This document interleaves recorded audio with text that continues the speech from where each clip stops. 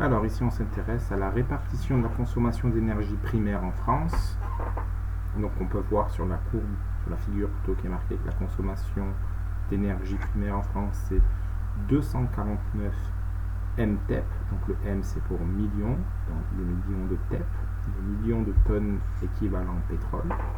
Et sur cette figure, sur ce graphique, on répartit en pourcentage les différentes sources. Donc les sources, on les a vues sur la partie 1 de la fiche sur les énergies, et ici il y en a quelques-unes qui sont représentées. Elles ne sont pas toutes, parce que certaines sont trop petites pour qu'elles soient représentées pour que ça ait du sens.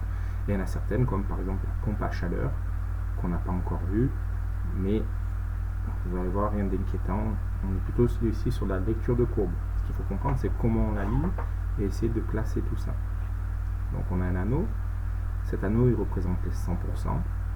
On voit qu'il y a une majorité ici, 41,1% de l'énergie primaire consommée qui est du nucléaire. Après, on a le pétrole, le gaz, le charbon. Donc ces quatre-là, ça doit vous rappeler quelque chose. Charbon, gaz, pétrole, nucléaire, ce sont les énergies non renouvelables.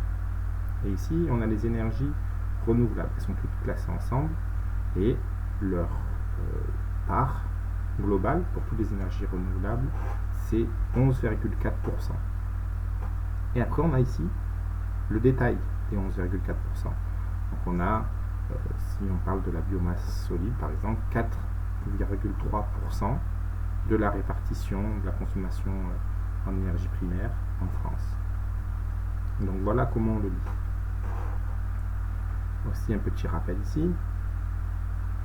On dit qu'il y a de toutes les sources d'énergie, il y en a certaines qui produisent du CO2, d'autres qui ne produisent pas de CO2. Celles qui ne produisent pas du CO2, ce sont les énergies renouvelables et le nucléaire. Encore une fois, on fait attention, c'est pas parce que ça ne produit pas de CO2 que c'est une énergie propre, que ça ne produit pas de déchets. Le CO2 est une partie de la pollution, c'est pas toute la pollution. On ne peut pas dire que le nucléaire est une énergie propre parce qu'il y a des déchets.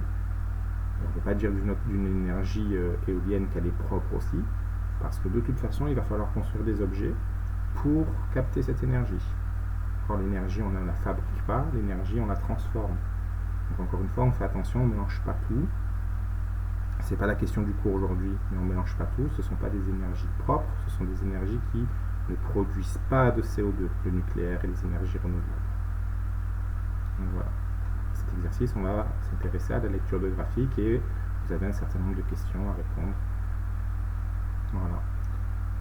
Allez, à vous de jouer.